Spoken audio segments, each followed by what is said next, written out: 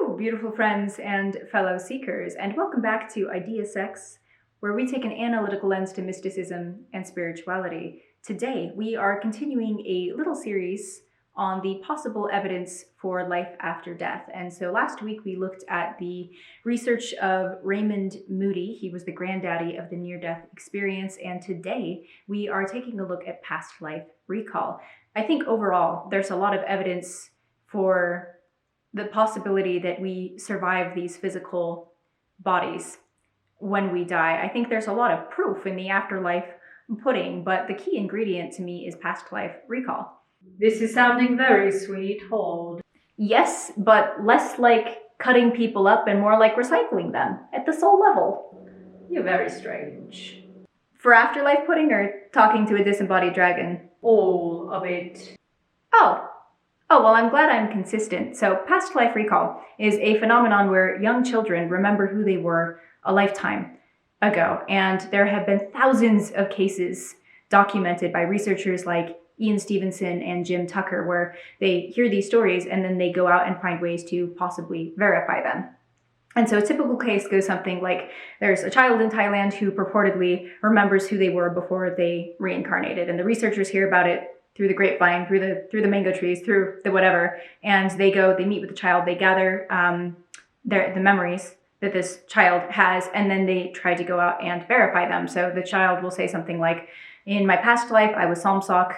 I lived in this village. My sister's name was Piwan. She did laundry here on Sundays, and I died when I was hit by a bus on the way to school. And so they get very specific details.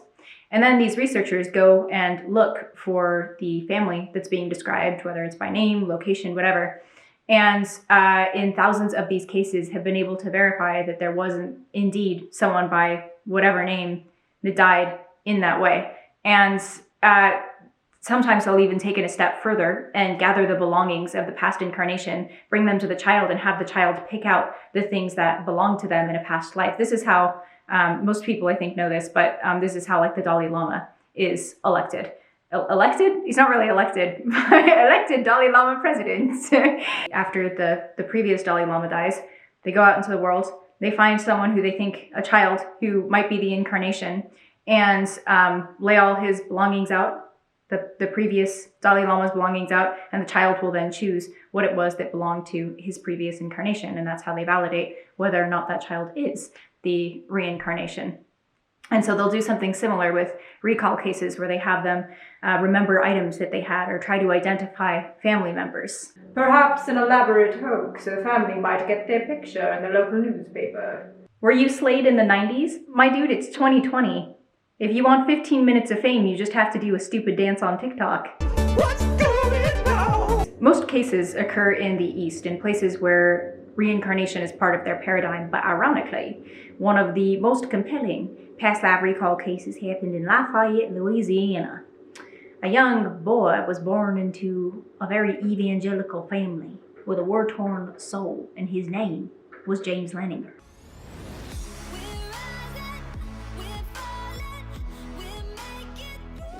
When James is not quite 2 years old, his mom hands him a toy airplane, and she's like, oh, look, it's really realistic. It has like a bomb on the bottom.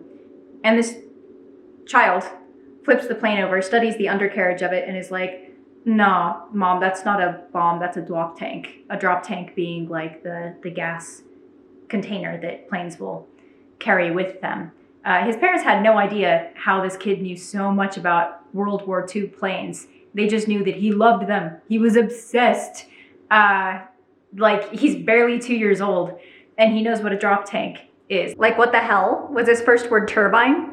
I was bald and mute until I was like 3. But I do not envy baby James, not for a hot second, because shortly after he turns 2, he begins to experience these awful screaming night terrors. And this goes on for months before the just raw screams are accompanied by words, and his terrified parents hear him say night after night, airplane crash on fire, little man can't get out. I get full body chills every time I think about this story. Very strange thing for a 2-year-old to say, and he was having this recurring nightmare about a plane crash. The plane was on fire. And so details started to come out over time as his parents would ask him questions. They were like, well, who's in the plane? Me. What happened to the plane? It was shot down. Who shot it down? The Japanese. What kind of plane did you fly? A Corsair. Where did it come from? A boat. What was the boat's name? The Natoma. So Mama Leninger and other members of the family at this point are like, maybe it's a past life. Daddy Leninger is like, hell no. He's a good Christian man, and he is not about to have his paradigm shattered by a human who is not potty trained. And so he's like, goes out to essentially debunk his son's story. But he's also conflicted because part of him is like, how does this kid know so much about like warfare in World War II, all this stuff about planes, the Corsair, the drop tank, the fact that planes take off of aircraft carriers? Like, we're with this kid 24/7. And as far as we know, he's never been exposed to anything related to this. So where is it coming from? And the other part of him is like, there's no way. And so he is able to dismiss most of it as either fantasy or coincidence, but the detail he gets hung up on is the Natoma. And so he does what, most of us would do, which is he goes to the internet and Google searches Natoma. And this is back in 2000, so there's not a whole lot on the internet at that point, not like there is today. But he goes through several pages of results and finally finds an article on the Natoma Bay. And that was an aircraft carrier that was deployed during World War II and fought in the Battle of Iwo Jima. And he's like, holy this obscure ship. Like, how does my son know this? And so he prints it off. And the fact that he prints it off is really important because it gives us a timestamp. And the record his dad keeps is critical because it shows us that all of this documentation, all of these memories existed before they ever figured out who James was in a past life. In other words, they didn't go back and fabricate this. They were trying to fit together the pieces of this puzzle. And I think the way that it comes together would rattle even the most stubborn of skeptics. Bah, humbug. Oh no, please, get it all. So Daddy Leninger starts documenting all of this and creating a timeline. And keep in mind, it's not because he's on Team Psi, okay? He's on Team Jesus. And he doesn't realize that Jesus was like, Super Psi, because the Bible didn't tell him so. But it's important to note that he did not want this to be true. He set out to disprove his son's story.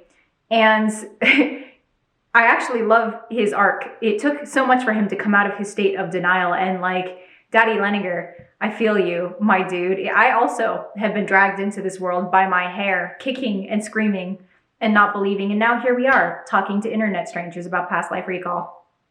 Universe has a wily sense of humor. Other details start to emerge about James's past life. They drop like clues over the course of years. And there's a ton of documentation around this, but we're just going to talk about 5 things. I'm going to pull 5 of what I think are the most amazing details. First is that James would draw the same picture of this like fighter jet scene where a plane was shot down over the water. It was hit right on the nose, on the propeller. 2 is that he would sign these drawings James 3.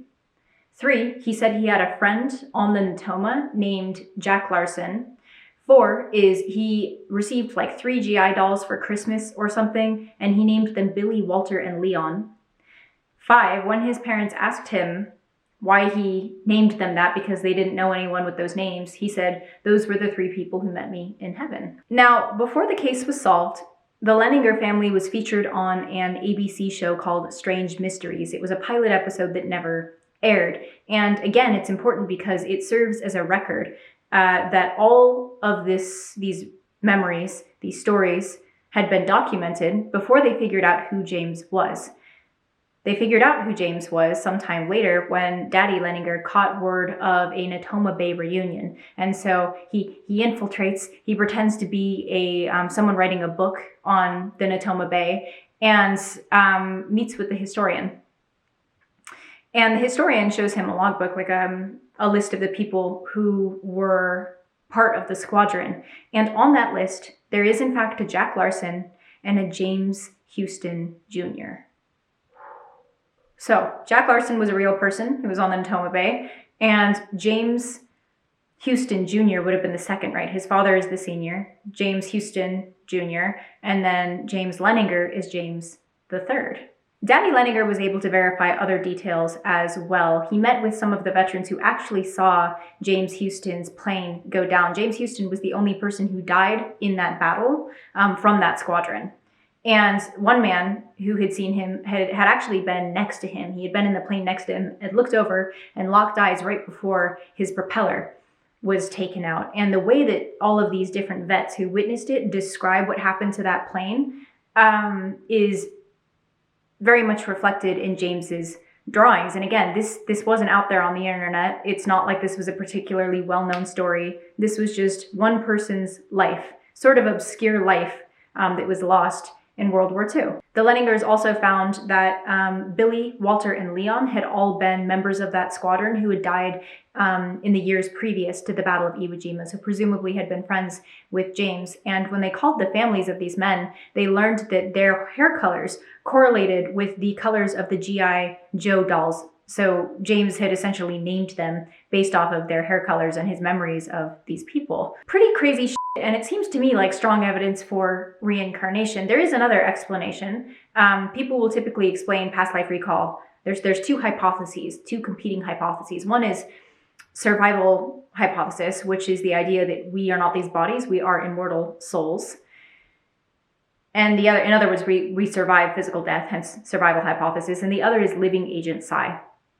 And living agent psi would be like James Leninger doesn't have memories of James Houston because he was James Houston. He has memories because they're not really memories. It's just information that he has accessed through psychic abilities, through intuition, through some kind of like download or channeling. If you imagine like everything that ever happened is up there in some kind of psychic reservoir and we can access that information. So that's the idea behind living agent psi. If you have a different idea that isn't completely fucking woo-woo, I would love to know. I am constantly trying to poke holes in this stuff, and the more I try and research and learn, the more I'm just convinced that all of it's real. So if you have a different idea, I would love to have idea sex with you in the comments.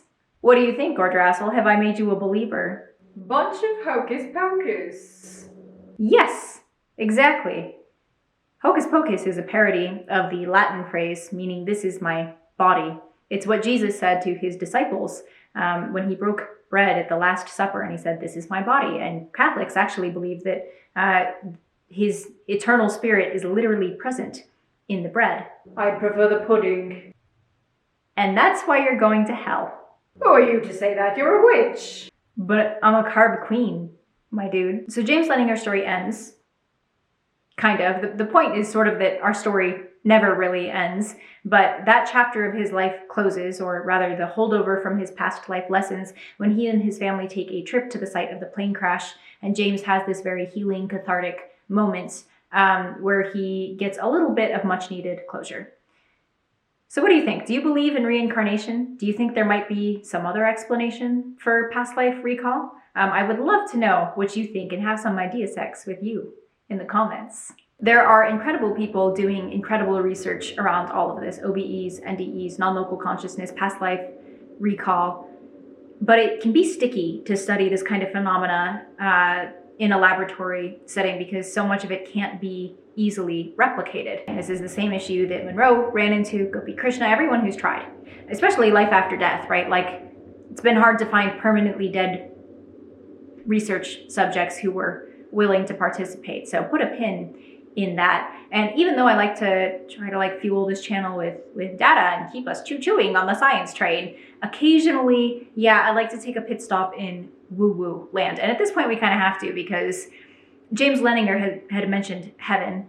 And what's interesting about a lot of past life recall cases is that those with the strongest memories are more likely to remember what it is that happens between lifetimes, and what these children describe as happening between lifetimes aligns really well with what NDEers describe. And as we talked about in the last video, that aligns with what OBEers talk about. And this idea of an other world is not new, right? Of an other side, whether it's heaven, Elysian Fields, in the Tibetan Book of the Dead, it was Bardo. The Irish call it Tir na Nog.